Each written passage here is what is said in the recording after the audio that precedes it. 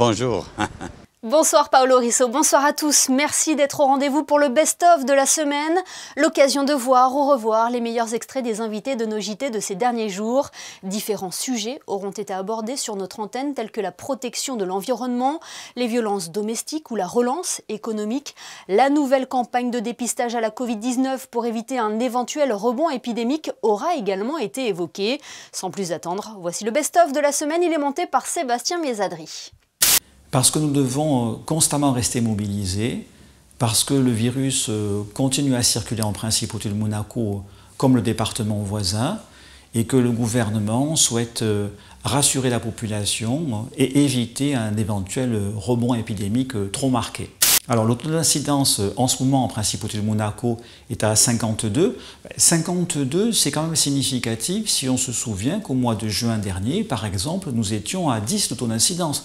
Donc on voit que le virus circule en principe autour de Monaco. Il circule chez nous comme chez nos voisins au demeurant, puisque nous sommes à 52 et nos voisins des Alpes-Maritimes sont à 62. Donc au-dessus de nous.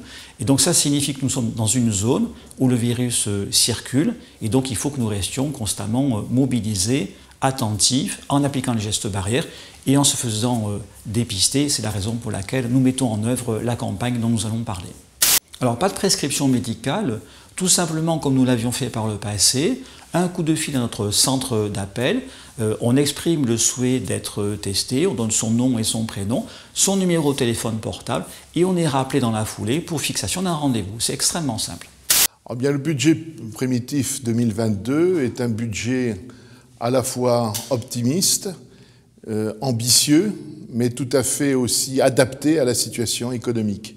Il s'est passé que nous avons eu une amélioration très nette de la situation économique et nous souhaitons bien sûr, et nous en donnerons les moyens, qu'elle se poursuive. Évolution de la situation économique, on l'a vu depuis le Grand Prix, premier Grand Prix de Formule 1 qui a été disputé avec du public, mais également l'amélioration très sensible de l'activité des commerces, des hôtels, des restaurants pendant l'été, en juillet, en août et en septembre. Si bien que, par exemple, nous avons une croissance très nette de la TVA et nous prenons ça en compte à nouveau pour 2022. Le plan national pour le logement, c'est un des postes les plus importants en termes de dépenses. Nous poursuivons l'effort parce que c'est une priorité nationale voulue par le souverain. Nous sommes en parfait accord avec le Conseil national à ce sujet. Il y a aussi d'autres mesures en faveur du logement, mais il y a aussi une volonté d'intensifier la relance économique. Les dispositifs seront maintenus, voire pour certains amplifiés, et notamment, je pense, pour le moyen-long terme, au numérique, qui demeure une de nos priorités budgétaires et qui, pour nous, est indispensable au Monaco de demain. Et en fait, c'est dans un monde qui est devenu numérique, comment chaque problématique est abordée et comment Monaco, qui souhaite maintenir son attractivité hors norme, répond à chacun des sujets avec un contexte nouveau. C'est ça Extended Monaco. Monaco est aujourd'hui le premier pays au monde où la programmation est enseignée de 3 à 18 ans. Ce qui permet à nos élèves, non pas de devenir des informaticiens, mais de développer en amont les capacités logiques, je dirais les capacités de compréhension du monde qui nous entoure. 50% des métiers qu'on connaît aujourd'hui n'existeront plus dans 10 ans. Des compétences qu'on acquérait pour 30 ans avant, aujourd'hui durent entre 2 et 5 ans. Donc on a un besoin immense pour la compétitivité de nos entreprises, de formation et de formation tout au long de la vie. C'est ce qu'on a lancé en partenariat avec le MEB et la FEDEM, dans le programme commun qu'on gère entre ma délégation et le département des finances et de l'économie. C'est ce qu'on a appelé les ateliers du numérique. Et en même temps, on a un vrai besoin de transformer notre économie pour que nos secteurs de force le soient toujours dans le monde numérique. Et ça, c'est extrêmement important. Le bilan de la saison est extrêmement positif. Je pense que toute la population a pu apprécier cette rénovation assez grandiose de notre belle plage du Larvoto. En ce qui concerne les commerces, effectivement, ils ont tous emménagé dans des locaux qui sont bien plus grands en termes d'espace que ce qu'ils avaient précédemment. Donc c'est vrai que tout le monde est très satisfait de cette saison, positive pour tout le monde. Comme vous voyez, hein, qui se prolonge puisqu'il fait encore très très beau et très chaud, donc c'est très positif pour les commerçants. Le souhait du gouvernement princier, dès le départ, était que cette zone devienne une zone, on va dire, commerciale animée toute l'année. Il faut savoir que de nouveaux commerçants vont commencer leurs travaux d'ici la fin de l'année et en début d'année prochaine. Donc il y aura quand même quelques petites nuisances, mais ça reste des aménagements intérieurs. Donc nous, vraiment, le souhait, on espère que le temps restera clément, c'est que cette zone devienne vraiment un lieu d'animation et un lieu de vie pour l'ensemble de la population. Oui, l'État nous a soutenus, a mis en place des aides, comme bon nombre de commerces, de personnes. On a reçu des aides financières, des aides pour achat de véhicules, une aide substantielle aussi. Il y a des choses qui ont été faites, bien sûr. Bien sûr, l'État était là. Il faut savoir aussi tendre la main, il faut donner, il faut savoir donner. C'est le principe de l'humain. Quand les choses sont compliquées, on essaye de faire ce qu'on peut pour aider son prochain. Ce qu'on a voulu faire. Quand il n'y a déjà pas pour l'intérieur, pour chez nous, je veux dire la priorité nationale aidant, on voulait garder le travail pour la principauté. On a déjà souffert sur la complexité du paradoxe de dire voilà, on a laissé les véhicules électriques qui sont des véhicules saisonniers qui étaient là en 2019, on les a laissés au garage encore cette saison. Parce qu'on imaginait bien que la saison ne serait pas ce qu'elle aurait dû être. Et on ne voulait pas qu'on se retrouve avec des véhicules étrangers qui viennent sur la principauté alors que nos propres véhicules plaqués en principauté se retrouvent encore au garage. Pour nous, c'était un paradoxe qui était difficilement acceptable. Donc c'est vrai que c'était le coup de semonce de trop. On va rester positif et on va espérer que la pandémie est en partie derrière nous et que j'espère que la saison prochaine soit encore meilleure que celle-ci. On ressortira nos véhicules électriques. On améliorera encore les choses parce qu'on est en cours avec application, système, tout est en cours d'évolution. On tend vers le meilleur et je pense qu'on va avoir une logistique meilleure, une approche du client meilleure et surtout le retour à la vie. C'est une immense satisfaction, effectivement. Ça a été compliqué, ça a été décevant l'année dernière avec ce Covid. Et là, c'est une immense joie pour nous de revenir en principauté pour pouvoir amener de la bonne humeur à tous ces monégasques, à tous les résidents et à tous les gens du coin comme d'habitude. On a plutôt une bonne fréquentation, évidemment. Sur le week-end, on a quand même davantage de monde. Et puis là, à partir d'hier, c'est les vacances scolaires sur Monaco, donc on a évidemment un peu plus de public encore, hein, bien sûr. C'est une association qui regroupe 200 membres et qui couvre toutes les activités, que ce soit l'immobilier, les finances, la banque, les shipping, la restauration. Tous les Italiens qui sont établis professionnellement à Monaco sont représentés chez l'AIM. Ça fait quelques semaines que le MEB, le Monaco Economic Board, a signé un accord avec la Chambre de commerce de Nice.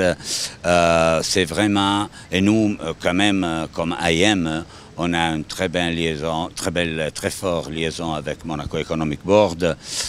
L'histoire de Monaco, c'est Génois, Italie, France, c'est vraiment 3 pays réunis ensemble. Besoin de donations, puisqu'on est 100% financé par des donations.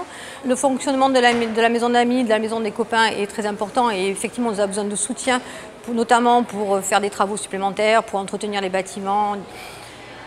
Et puis nous avons dans nos cartons le projet de construction d'une troisième maison d'accueil pour des séjours de longue durée, pour des personnes adultes avec autisme. Et ça consiste en la création de 2 logements inclusifs qui accueilleraient chacun d'entre eux 6 personnes. Et ça nous permettrait de faire un pas de plus et surtout d'aider des familles que nous connaissons et que nous suivons depuis des années qui pourraient mettre leurs adultes sans structure d'accueil, parce que je précise sans structure d'accueil, parce que passé un certain âge, il y a des grandes difficultés pour les jeunes adultes avec handicap, alors que ce soit handicap mental ou autisme tout simplement, de trouver une structure d'accueil. Donc ça permettrait de faire des passerelles et des relais pour leur avenir. La violence domestique ou intrafamiliale et la violence conjugale, donc au sein d'un couple, avec la violence qui s'exerce aussi entre les membres d'une même famille, donc un adolescent qui pourrait être violent par exemple sur ses parents. Ah bah alors c'était ma question suivante. Ça concerne les femmes, les hommes, les enfants. Tout le monde peut être concerné par une violence domestique. Alors c'est vrai que la violence domestique concerne tout le monde. En termes de statistiques, ce sont souvent les femmes qui sont le plus concernées par la violence conjugale.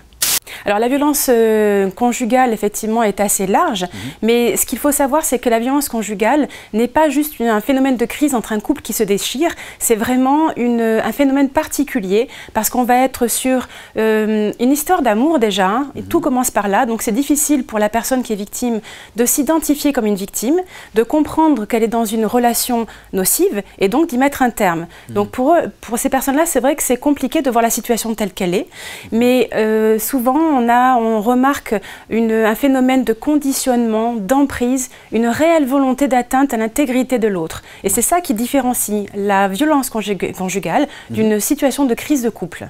Oui, bien sûr.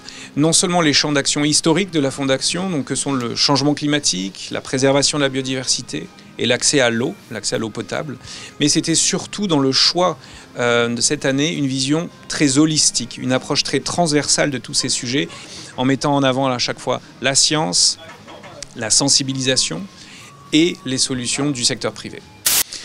Écoutez, en seulement 15 ans et avec une taille toujours très humble de la Fondation, les succès ont été grands, les succès ont été au rendez-vous, que ce soit au niveau régional, je pense à la Méditerranée où les succès, vous les connaissez bien, il y a eu le thon rouge tout d'abord, mais il y a aussi le gypaète sur Terre, il y a aujourd'hui un travail de fond mené pour préserver le phoque moine de Méditerranée, il y a eu aussi des succès beaucoup plus lointains, je pense au travail accompli pour préserver la mer de Ross en Antarctique, qui est aujourd'hui la mer, en tout cas l'aire marine protégée la plus large du continent antarctique. Il y a eu aussi des succès dans le mode d'opération, donc le soutien à des micro-projets, je pense à BIMED qui s'attache à la problématique des pollutions plastiques, mais aussi à des mécanismes financiers associant des États au secteur privé, je pense cette fois-ci au MedFund qui a vocation à développer et pérenniser les aires marines protégées en Méditerranée, avec un focus particulier, ce sera tout l'enjeu à partir de 2022, de renforcer l'implication des jeunes générations. Et avant de nous quitter, je vous propose un petit détour sur Internet pour le best-of des réseaux sociaux. Il est proposé par Alexandra Salustri.